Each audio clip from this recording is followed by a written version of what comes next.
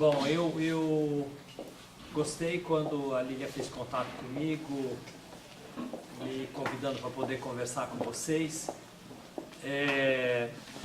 Já, assim, faz parte da minha história dentro do meu envolvimento com vários cursos, o meu desejo sempre de me envolver com alunos que estão começando os cursos. Eu fui professor durante 25 anos na Unicamp, antes de vir para a UFRJ,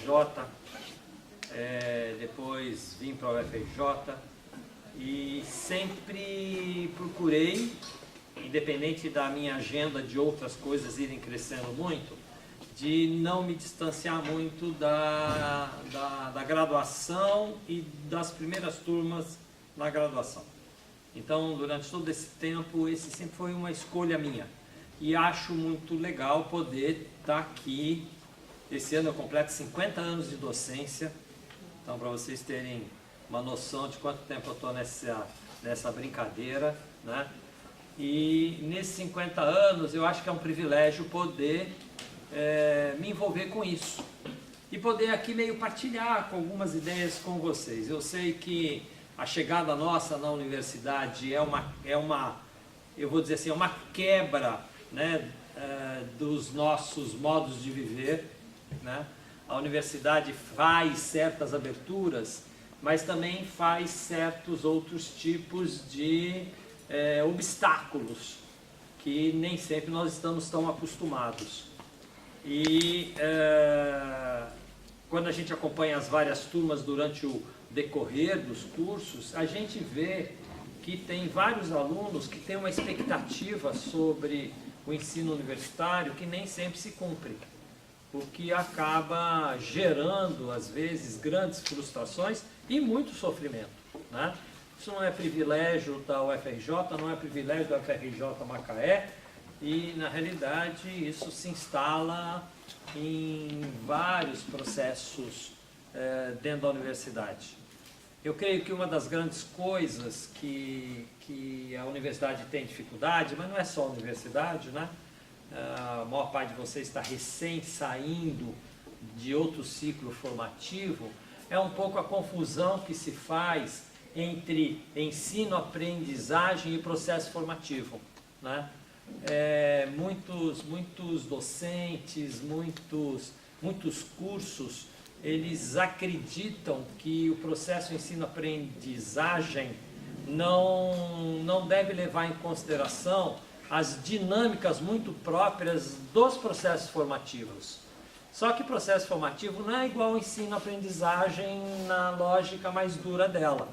Então, às vezes a gente vai para um curso, o curso exige da gente, como se a gente fosse verdadeiros ratinhos de laboratório, né, a cumprir um certo protocolo de andamento, quando na realidade nós estamos inseridos num processo formativo, né, que também é muito relevante. E o processo formativo, ele não é só um processo de decorar coisas, guardar coisas e depois dizer que soube daquilo, né? Eu acho que essa confusão acaba produzindo uma coisa que eu acho séria dentro da universidade, que é uma dificuldade dela conseguir fazer, e já eu vou tentar falar mais detalhadamente disso, o que eu chamaria de um acolhimento em relação ao conjunto das pessoas que aí chegam. Na realidade, ela tem dificuldade de acolher até os seus próprios docentes e trabalhadores, não é? Mas antes de entrar nesse detalhe, eu gostaria um pouco de aprofundar e diferenciar essa ideia que eu trouxe do ensino-aprendizagem e do processo formativo. E aí eu vou fazer um desvio no meu raciocínio, né?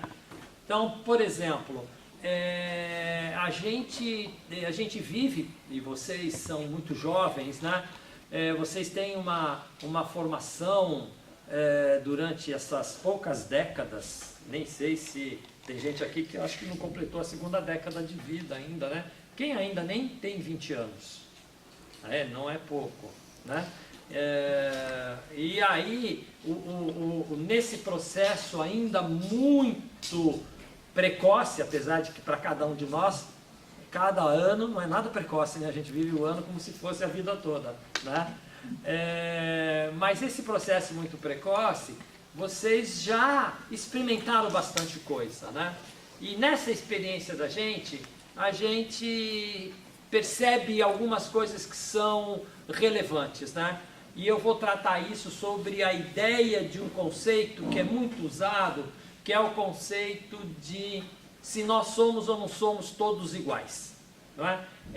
Essa é uma ideia até socialmente muito relevante, a ideia da igualdade, né? Então, todo mundo que vive num regime democrático, num país democrático, ouve, escuta, ainda mais um país democrático, republicano, a gente ouve a todo tempo, não, a democracia é algo que se constrói na afirmação da igualdade de todo mundo. Mas quando a gente vai explorar a ideia de igualdade, a gente tem um conceito de igualdade que é um conceito que nem sempre ele é o que a gente experimenta no nosso modo de viver. Então, por exemplo, se eu perguntar para todo mundo aqui se todo mundo se sente completamente igual ao outro que está do lado, o que vocês diriam para mim? Ou seja, vocês são todos iguais? Não, na realidade nós não somos iguais, não é? Isso quer dizer que o conceito de igualdade é algo que a gente tem que refletir um pouco. É bacana a gente dizer, não, o que nos une é que nós somos um país democrático, vivemos numa sociedade democrática e a democracia se instala porque nós somos todos iguais. Mas iguais como mesmo? Porque isso é relevante na discussão ensino-aprendizagem e na discussão no processo formativo. Por exemplo, se eu tenho uma noção que a igualdade é estabelecida pelo que nós temos de idêntico entre nós, e não respeitar as diferenças que nós temos entre nós, o mecanismo de ensino-aprendizagem vai trabalhar com a noção de um padrão ideal que todos devem cumprir. Ou seja, se o conceito de igualdade é quase o conceito da imagem de máquinas repetidas, ou seja, somos todos como uma máquina que é um clone uma da outra, e portanto somos todos iguais. Bom, se esse é o conceito de igualdade, na hora que eu vou pensar o conceito de ensino-aprendizagem, eu penso o conceito de ensino-aprendizagem a partir daí. Então eu vou estabelecer um único mecanismo quase de relação pedagógica, eu vou estabelecer um único mecanismo de transmissão de conteúdo, eu vou estabelecer um único mecanismo avaliativo, eu vou estabelecer uma única regra para dizer quem passa e quem não passa. Então, quando eu tenho este conceito, que é quase um conceito de que nós somos máquinas robôs repetidas, essa ideia de igualdade, isso impacta a minha própria visão do que significa o processo de ensino-aprendizagem. Então você entra, e vocês já devem ter experienciado isso no processo formativo anterior, não precisa chegar na universidade, não é? O próprio processo seletivo, onde vocês vão sendo filtrados, onde a gente foi sendo filtrado. Na minha época, que tinha o vestibular, então, eu estou fazendo vestibular nos anos 66, 67. Bom, aqui talvez alguns pais de vocês podiam estar nascendo, não é? Então, nesse período que eu estou fazendo o vestibular, era uma coisa, o vestibular que eu concorri era um vestibular que tinha mais de 30, 40 mil pessoas concorrendo por 100 vagas. E aí tinha uma prova, que era um padrão único, e quem conseguisse fazer mais pontos dessas provas de padrão único, ia sendo classificado para entrar na vaga disputada. Tá certo? Então, essa ideia é uma ideia que estabelece, inclusive, um modo de viver para a gente, que é um modo de viver muito difícil. Porque o tempo inteiro você está numa batalha, o tempo inteiro você está numa guerra, o tempo inteiro você está vencendo um obstáculo que vão sendo criados para você quase que num mecanismo darwiniano de seleção. Vocês todos vocês estudaram a ideia da seleção natural, né, do Darwin, e aí é um mecanismo de seleção natural. Você joga todo mundo para cima, quem cai em pé passa. Quem cai de costas, quem cai sentado, quem cai de cabeça, quem não sei o que, vai ficando para fora. É quase que um exercício desse tipo. Ora, essa noção da igualdade, ela é muito problemática. Por que ela é problemática? Porque é isso que vocês rapidamente, sem pensar muito, responderam para mim quando eu falei, todo mundo é igual aqui um ao outro? E vários falaram, sem pensar muito, não, porque não somos mesmos. Ou seja, nós não somos iguais. Nós não somos máquinas robotizadas, nós não somos clones repetidos. Por mais que nós possamos dizer, não, mas nós todos somos humanos. Ah, que maravilha! A categoria é tão genérica que eu não sei o que ela quer dizer. Por que eu não sei o que ela quer dizer? Porque se eu for pegar só a denominada espécie Homo sapiens, por exemplo, que dizem a que nós pertencemos, que é muito pretensiosa, porque diz que é um Homo sapiens ainda, não é? Você vai imaginar que nós temos mais de 100 mil anos, bem mais de 100 mil anos de história, só dessa espécie dentro da Terra. Se eu trouxesse algum Homo sapiens e botasse aqui nessa sala e pudesse arrancar ele de 150 mil anos atrás e colocasse ele aqui, nenhum de nós se reconheceria nele.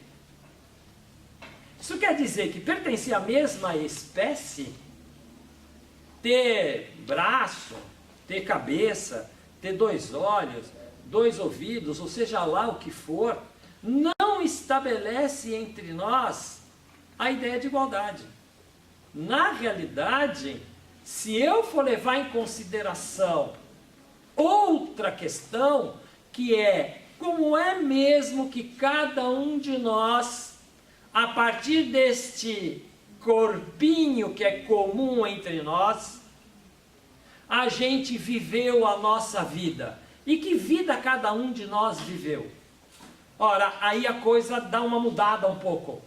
Porque cada um de nós viveu uma vida e um modo de viver a vida que tem detalhes que o outro não tem. Você pegar gêmeos idênticos, e nisso eu posso falar com muita segurança que eu sou casado com uma gêmea idêntica há 40 anos quase. Se você pegar gêmeos idênticos e vai seguindo na vida, você vê que aparentemente elas parecem máquinas repetidas. Quem não conhece minha mulher e a irmã dela, por exemplo, se eu botar entro com uma aqui, agora, saio, e depois entro com a outra, vocês nem iam perceber que eu mudei de mulher. Não iam dar conta disso. A Catherine conhece, o Elvio conhece, o Gilmar conhece. Você não percebe. No entanto, quando você se aproxima do modo como cada uma delas vive, os detalhes vividos por uma não é igual aos detalhes vividos por outra. Elas são e não são iguais. Na realidade, a igualdade não é pelo que é idêntico. Isso a gente tem dificuldade de entender quando a gente fala de igualdade. Ou seja, para nós que somos um grupo de viventes, que a experiência vivida no detalhe nos dá modos de viver diferenciados, ou seja, um certo acontecimento em mim pode ser altamente positivo e no mesmo momento quem está do meu lado ele pode ser altamente negativo. O modo de experimentar na vida as experiências do viver não são iguais. Isso quer dizer que em cima do mesmo corpinho biológico vai se montando vidas distintas. Para um grupo que nem o nosso, esse chamado grupo humano, nós temos que levar isso em consideração. Nós temos que considerar que a ideia não é a gente partir da noção da igualdade com o conceito de clones idênticos. A ideia é se a gente consegue construir o conceito de igualdade na noção da diferença. Ou seja, a igualdade entre nós é respeitar a diferença entre nós e não chapar a diferença para ficar com uma clonificação tipo máquina robotizada. Ora, se vocês pegarem essa ideia de igualdade, que a igualdade é a instalação do respeito à diferença, muda completamente o que significa para cada um de nós ensino, aprendizagem e processo formativo. Porque isso significa que na ideia do ensino, aprendizagem e do processo formativo, a gente tem que poder se aproximar nos processos formativos do modo como cada vida de cada um desenvolve em si as suas possibilidades, as suas capacidades. Isso quer dizer que estabelecer mecanismos chapados, únicos, idênticos na relação de ensino-aprendizagem, estabelecer mecanismos chapados, únicos nos processos avaliativos, é exatamente violentar a necessidade de acolher o outro na sua diferença. Isso quer dizer que a questão do acolher o outro, ele tem uma outra noção. Acolher o outro não é mais simplesmente, sejam bem-vindos, vocês agora estão num novo espaço, a universidade é isso, a universidade é aquilo, agora vocês vão ser não sei quem, olha a responsabilidade que vocês terão. Não, não é nada disso. Acolher o outro na diferença é, antes de tudo, conhecer o outro naquilo que ele é. Ora, eu olho vocês e a única coisa que eu sei de vocês é que vocês são alunos da UFRJ. Eu não conheço nada de vocês. Nada. Vocês olham para mim e vocês não conhecem nada de mim. Não é? A única coisa que se estabelece de identidade aqui é, olha, ele é professor da UFRJ e nós somos alunos. Vocês são alunos e eu sou professor. Ora, isso não estabelece nenhum tipo de conexão do ponto de vista da capacidade que eu teria de acolhê-los na diferença. Ou vice-versa, de vocês me acolherem na minha diferença. Isso quer dizer que o processo de acolhimento, ele também sofre o impacto da visão que a gente tem sobre essa ideia da igualdade na semelhança ou a igualdade na diferença. Muda absolutamente tudo. Tudo. Isso quer dizer que esse é um elemento vital. Quando alguém vem aqui e faz um contato com vocês, que nem eu me dispus através do convite da Lilian, e na ideia de um professor, né, que já tem tanto tempo de docência, de pesquisador, e daí, não é? E venha fazer um acolhimento a vocês, né? Então, a maneira mais pura de eu poder fazer o acolhimento a vocês é dizer que eu não conheço nada de vocês. E que para poder fazer o acolhimento de vocês, eu teria que me debruçar num processo de convivência que fosse de tal maneira estabelecido e aberto, que permitisse que as diferenças e não a identidade, só a semelhança, aparecesse nas nossas relações. Porque só a partir deste momento é que o acolhimento efetivamente acontece. E por que o tema do acolhimento é tão importante para nós que já somos, ou para vocês que serão, trabalhadores de saúde? Quer dizer, por que esse tema é um tema vital? Ele não é um tema só de receber as pessoas, no sentido de uma recepção. Vamos fazer uma recepção aos alunos novos. Não, o acolhimento, ele é um elemento absolutamente fundamental no campo das práticas de cuidado. eu sei que vocês vão depois numa área de serviços de idosos, não é isso? Então reparem, vocês vão numa área de serviços de idosos hoje à tarde. A pior coisa que pode acontecer para vocês indo nessa área é trabalharem com o conceito de idoso. Joguem fora o conceito de idoso. Eu tenho 70 anos. Eu não sou idoso. Mas eu não sou jovem, metido. Eu não faço o que vocês fazem. Mas vocês também não fazem o que eu faço. Mas eu não sou idoso. O conceito de idoso é uma porcaria, não serve para nada. Não é? Porque se eu coloco essa ideia antes, é a mesma violência que tem o conceito de adolescente. Na hora que eu pego o conceito de adolescente, eu começo a justificar tudo que eu não gosto do outro, numa certa faixa de idade, e começo a dizer, isso é coisa da adolescência. E jogo o outro na lata do lixo, só com uma frase dessa. E eu não me aproximo da verdade da vida que ele tem. Não me aproximo. Não consigo me aproximar da maneira pela qual aquele outro, aquela outra vive a sua vida, que é diferente da minha, que é diferente da do lado. Isso quer dizer que eu não consigo fazer acolhimento. Impossível ter uma prática de acolhimento quando eu não consigo me aproximar do modo como o outro vive a vida dele, e não como eu acho que ele tem que viver a vida dele. Por isso que um conceito de idoso ou um conceito de adolescente funcionam quase que como diagnóstico. E diagnóstico é um perigo, apesar de ser uma das coisas que a gente mais faz na área da saúde. Eu, como médico, o tempo inteiro estou raciocinando com diagnóstico. O tempo inteiro, não é? E o tempo inteiro eu tenho que parar na minha cabeça e falar, para com isso, porque este outro que você está dando um diagnóstico não é o diagnóstico. Esse outro é uma vida muito mais complicada do que o diagnóstico que você está botando nele. Olha, é difícil aprender isso.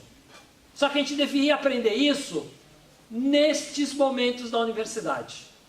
A universidade deveria dar conta de poder colocá-los em experiências, em vivência, em experimentações, na relação com outros, de tal maneira que vocês pudessem exercitar a capacidade de acolher o outro. Do mesmo jeito que a gente está tentando exercitar a capacidade de acolhê-los. Só que acolher o outro não é só fazer, que nem eu disse, a recepção. Acolher o outro é poder, na instalação da diferença que existe entre nós, produzir uma ponte de conexão. E não colocar o outro na posição de um objeto da minha ação como sujeito. E isso é uma prática muito comum entre nós, os médicos. Quando chega alguém que vem com algum problema de saúde e eu vou atendê-lo e ele começa a me contar, rapidamente eu transformo ele no meu objeto. Rapidamente ele vira um objeto. E rapidamente eu sou o sujeito que tem que dizer para ele o que é que ele, objeto, tem. Isso não é acolhimento. Acolhimento é um encontro de vidas autênticas em si. O outro tem uma vida autêntica que nem eu tenho uma vida autêntica. Cada um de vocês tem uma vida autêntica, que não é a cópia da vida do lado, não é a cópia da vida do de trás. Existe uma autenticidade nos nossos modos de viver. Então a ideia de acolhimento, ela tem que ser carregada na ideia de suportar a presença da diferença do outro. E não a transformação do outro no meu objeto. Para nós médicos é muito comum, aqueles que ainda fazem clínica, porque a maior parte nem clínica faz. Mas na minha geração, e algumas depois ainda que eu conheço, ainda fazem isso. Ainda conversa com o paciente. Ou seja, ainda se estabelece uma conversação. E nessa conversação ainda se troca ideias. Mas muitos de nós médicos faz essa conversa para o outro dizer aquilo que eu quero ouvir e não aquilo que ele quer falar. Ora, repara essa diferença na ideia ensino, aprendizagem, formação. É a mesma coisa no processo avaliativo, quando eu considero o outro simplesmente um objeto do ensino-aprendizagem e não sujeito do processo de ensino-aprendizagem. Quando ele é um objeto, eu passo o saber que ele tem que ter e depois eu peço para ele me dizer aquilo que eu quero escutar. Ora, um acolhimento, uma capacidade de se aproximar do outro, de se abrir para receber o outro, de trocar com o outro as experiências singulares da vida, não se faz deste jeito, numa relação de desigualdade desta ordem, aonde uma vida é valorada e a outra vida é desvalorada, aonde um é sujeito e a outra vida é objeto. Então, desta mesma maneira, aqui na universidade, e eu vou encerrar falando isso, não é? Uma das coisas que a gente tem que aprender como aluno é não permitir que a gente vire objeto. É não permitir ser coisificado.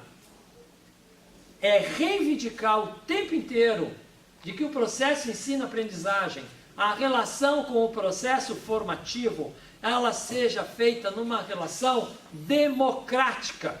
Mas uma relação democrática que não se baseie numa igualdade chapada, mas numa igualdade que permita que as diferenças autênticas de cada um sejam respeitadas e estejam inseridas no processo formativo.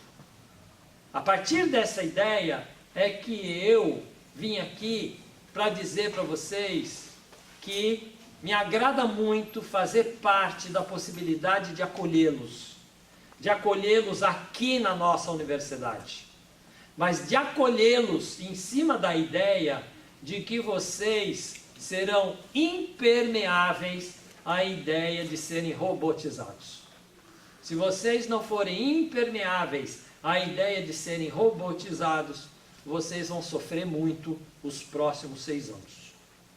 Porque essa é uma tendência das grandes máquinas de produção de profissionais. E isso não é característica só da medicina, não é característica só da nutrição, isso é uma característica dessas grandes máquinas de formação profissional. Elas funcionam quase que como máquina industrial, que botaria os alunos na entrada e 5, 6 anos depois cospem eles com a cara e com um diploma uniformizado. Não permitam que se faça isso com vocês. Se vocês compreenderam o que eu falei, se vocês sentem o que eu falei, então eu sinto que mesmo não conhecendo cada um de vocês, eu pude neste momento participar daquilo que eu entendo uma prática de acolhimento e me sinto parte do corpo que os acolhe aqui na UFRJ. Nesse sentido, sejam bem-vindos e me sinto privilegiado de ter tido esse contato com vocês. Obrigado. Poder não violentar o horário de vocês, são 10 para as 2, mas eu gostaria de abrir, né? Se alguém tiver... Eu sempre, no final das minhas falas, falo assim, ó, se alguém não for dormir pelo que eu falei, fale agora, pelo menos desanuvia um pouco. Então, acho que... Pode falar o que quiser, né? No fundo é isso. Primeiro, muito obrigada, professor, que aceitou um espaço curto de tempo. Quero também agradecer a Lapsan, que eu procurei falar com o CA e usei o canal do David, né? Falei, David, por favor, quem é e tal. E aí ele, não, a Lapsan tem, eu cedo espaço do professor Emerson Colar e tal, que era o espaço da Lapsan hoje, né? Então, eu quero agradecer imensamente essa maturidade da Lapsan em, né, colocar um espaço que era seu para nos privilegiar com essa fala do professor Emerson. Como eu disse para vocês, é um privilégio essa intimidade com ele, né? Vocês vão ver como que ele é famoso e importante aí no cenário da saúde, da medicina. Aí vocês vão ver, nossa, era ele que estava falando para a gente, vocês vão ver ainda. Mas enfim, então, quero agradecer imensamente e espero, né, assim, que vocês possam aí aproveitar, professora, interagir com ele aí pelo curso afora, né? A gente se verá em sala de aula, né? É. Fala. Professor, boa tarde. Uma pergunta que foi colocada até hoje em sala de aula, né? O que o senhor entende que mudou, de fato, já na formação médica e o que ainda continua se perpetuando, o que o senhor acha que deveria ser mudado? Bom, sabe que há uns 6 anos, não mais, acho que há uns 10 anos atrás, eu recebi um convite do Conselho Regional de Medicina para escrever de São Paulo, que tem uma revista deles, e eles me perguntaram o que eu achava que ia ser a medicina daqui 50 anos. Então agora é 40, porque eu escrevi há 10 anos atrás. E é um pouco parecido com o que eu vou colocar para você. Eu acho que depende do que é que a sociedade estabelece, qual é o valor da vida de qualquer um. Eu acho que a medicina segue um pouco esse percurso.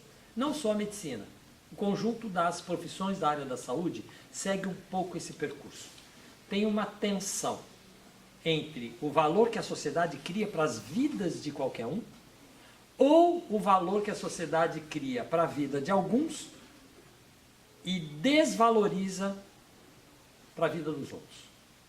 As profissões da saúde, elas são mecanismos societários que obrigatoriamente passam para dar respostas em relação ao valor que a vida tem. O que eu diria dessa minha, porque eu sou formado, quer dizer, já são quase 50 anos de medicina, né, formado, eu tenho docência mais do que de medicina. Eu comecei como docente, não era de medicina, seria uma loucura. Na realidade, eu era biólogo, dando aula de biologia, depois é que eu fiz medicina. E aí, a minha experiência é que há uma mudança, e não uma mudança tão interessante. Qual é a mudança? A mudança é que hoje a gente vive numa sociedade que explicitamente coloca para si que tem vidas que não valem a pena. E estas a gente não precisa nem se preocupar. Isso é real, não é? Você pega o mundo hoje, aí eu não estou dizendo nem o Brasil. Você pega o mundo hoje, a gente escuta assim, quer ver como isso é capaz de chocar vocês? Se aparece uma notícia agora no rádio e diz assim, uma bomba de alta capacidade explodiu na cidade de Nova York. O que é que vocês sentem? Nossa, que barbaridade é essa? Isso aparece na hora para nós. Que barbaridade! Só que estas bombas estão sendo jogadas quase que semanalmente em alguns países e nenhum de nós fala, nossa, que barbaridade! Por quê? Porque nós mesmos, sem perceber, consideramos que certas vidas, quando retiradas, é um grande drama. E outras vidas é nada. Quer ver um exemplo aqui do Rio de Janeiro? Há 3 anos, eu creio, alguém me corrige, um médico foi morto na Lagoa Rodrigo de Freitas, quando alguém foi roubar a bicicleta dele, e ele reagiu e tomou uma facada. Foi para o hospital e morreu. Fazem 3 anos isso. Tá certo? Não lembro de nenhum médico ter sido assassinado desse jeito depois, e olha, nem lembro muito antes desse, um assassinato desse tipo. A morte desse médico, ela foi lamentada meses. Se você contar a quantidade de jovens negros que foram assassinados pela polícia no mesmo período, sem nenhum processo investigativo, enche muitas mãos. Isso não choca. Não choca. Então, o que eu estou querendo dizer para vocês? Eu acho que a medicina responde um pouco essa questão. Ela responde assim, ela vai andar pelo rumo por onde as vidas são valoradas e do jeito que elas são valoradas. Como profissional de saúde, agora não só como médico, mas como profissional de saúde em geral, esse é o lema ético que nos interessa. A partir do momento que eu sou um profissional de saúde, qual é a ética que eu sigo? Eu tenho que estabelecer isso como padrão da minha prática profissional. Eu tenho que adotar, ou a minha ética é a vida de qualquer um vale a pena, e é nesse sentido que eu vou ser profissional de saúde, ou a minha ética é umas vidas valem a pena e outras não. Eu acho que a maioria, agora eu não vou falar dos nutricionistas, mas vou falar da minha categoria, acho que a maioria dos médicos está na segunda opção. Nem todas as vidas valem apenas igualmente. E vocês se aproximarão disso e verão isso acontecer. Médicos que desvalorizam aquele que sofre chegando para o seu atendimento, ou que valoriza um ou outro porque essa vida ele acha que vale a pena. E, infelizmente, essa é uma prática que vem se acentuando no interior da profissão médica. Eu vou falar só da medicina, porque eu sou médico, então não vou ficar falando das outras profissões, que acaba sendo até antiético da minha parte. Então, um pouco acho que essa é a questão que a gente tem que pensar. Tá bom? Senhor, Fala. se o senhor tivesse esse esclarecimento que o senhor comentou aí durante o seu tempo de graduação, de não ser coisificado pela faculdade, que tipo de atitude o senhor tomaria perante o curso, senhor? Tá, a vantagem de ser velho é ter passado várias experiências. E a vantagem de escrever muito é ter escrito sobre essas coisas. Eu acho que há já uns 15 anos atrás, tem um professor, ele era professor, agora ele é aposentado, da Universidade Federal da Paraíba, chamado Eimar Vasconcelos. O Eimar, nesses 15 anos atrás, deu 15, acho que é 2006 que saiu o livro dele. E eu escrevi, acho então, 13 anos atrás. Pronto. E ele perguntou para vários de nós, eu fui um dos que ele perguntou, conta algo relevante da sua experiência como aluno da medicina. Eu fiz medicina na USP em São Paulo, não é? E aí eu resolvi escrever um artigo, esse artigo é disponível nesse livro, é um livro publicado pela editora UCITEC e coordenada pelo Eimar Vasconcelos. E ali tem uns 100 e poucos alunos, ex-alunos de medicina, cada um trouxe uma coisa relevante. A maioria trouxe coisas de brincadeiras, tá? Alguma farra que fez na época da escola. Eu resolvi relatar uma experiência vivida por mim quando eu estava no que aqui nesse curso nosso a gente chamaria de M7. M6, M7. Lá a gente não tinha essa ideia de M, né? A gente era por turma, e eu estava, então, eu diria, no começo do terceiro semestre, do terceiro ano. Começo do terceiro ano, que era tal do M7, né? E nós estávamos tendo uma aula de aprender a toque. Começo do quarto ano. Né? Quarto ano, desculpe. Quarto ano, é? A M7 quarto ano. E nós estávamos numa aula de ginecologia e obstetrícia dentro do HC da USP. E tanto que o meu artigo chama-se A Fila do Toque. E o professor teve a cara de pau, e eu fui escrever sobre isso, foi isso que eu escrevi, de botar uma senhora, obviamente negra, pobre, numa maca, e botou uma fila de alunos a fazer toque nela. Daquela minha turma, eu lembro que nós éramos divididos em 5, numa turma de 100, então nós éramos 20. O único aluno que se recusou a fazer o toque nela fui eu. Porque eu achei aquilo de uma violência, e de fato foi, eu não vou nem entrar em detalhe, porque foi muito agressivo. Inclusive ela se sentindo agredida, chorando, foi um absurdo. Então, eu pensaria muita coisa naquela época, se eu pudesse ter a clareza depois que eu tive na minha própria experiência formativa e na minha própria experiência docente, né? Mas uma das coisas que eu sempre estabeleci como uma atitude minha como docente era a ideia de que o aluno é o centro do processo de aprendizagem e não o professor. Isso eu sempre estabeleci com mais clareza, não é? se alguém, mas aí é por uma influência que eu já tinha de um pedagogo brasileiro chamado Paulo Freire, que eu acho que vocês deveriam ler. Vocês deveriam ler Paulo Freire. Eu não concordo com um monte de coisa que o Paulo Freire fala, mas sobre processo educacional, eu concordo com bastante coisa que ele fala, não é? Uma das coisas que ele diz é, o princípio básico do processo formativo é que todo mundo é sabido. Não existe ninguém que seja um vazio de conhecimento. Ou seja, a relação que ele chama de bancária, que é o professor que sabe e o aluno que não sabe, é uma relação falsa, é uma relação de poder, é uma relação de autoridade, né? Então, acho que o Paulo Freire, ele sempre me influenciou muito. E aí eu sempre tentei seguir um pouco essa ideia. Todo aluno que eu convivi, eu partia do princípio que eram sabidos, assim como vocês são muito sabidos.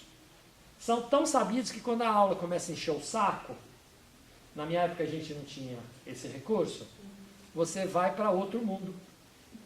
E acabou. Aquela aula não interessa. Você está lá no Japão, sei lá onde você está, entendeu? Você está onde você quiser. Na minha época não tinha muito isso, o máximo que a gente fazia era dormir na sala de aula. Então eu acho que isso é um elemento chave.